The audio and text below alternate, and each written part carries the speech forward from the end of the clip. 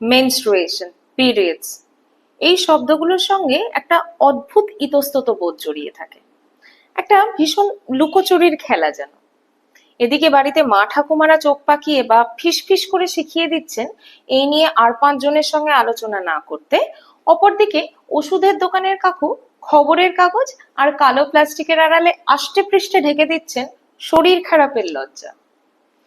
প্রকৃতি দেবী তৈরি করলেন পুরুষ এবং নারী, আর নারীকে দিলেন এক বিশেষ ক্ষমতা, প্রত্যেক নারীকেই দিলেন। অর্থাৎ প্রত্যেক পুরুষ তার বাড়িতে থাকা মা, বোন, স্ত্রী, কন্যাকে এই বিশেষ ক্ষমতা বহন করতে দেখলেন। ফলে তাদের কাছে কিছুই অজানা রইল না।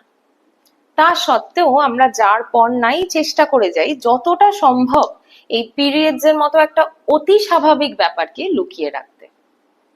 পিরিয়ডস বা ঋতুস্রাবের ওপর নিষিদ্ধ এই তকমা এঁটে দেওয়ার মধ্যে বিশেষ বীরত্ব নেই। উল্টে যেই ছোট্ট মেয়েটির প্রথমবার পিরিয়ডস হচ্ছে তাকে অকারণে ঘাবড়ে দিয়ে তার বড় হয়ে ওঠার প্রথম সুন্দর অভিজ্ঞতাটাকেই বিষিয়ে দেওয়া হচ্ছে। শুধু তাই নয়, এই স্টিগমার কারণে অনেক সময় মেয়েরা যথাযথ পিরিয়ডস হাইজিনও মেনে চলতে পারেন না। ফলে শরীরে দানা বাঁধতে থাকে নানান রোগ।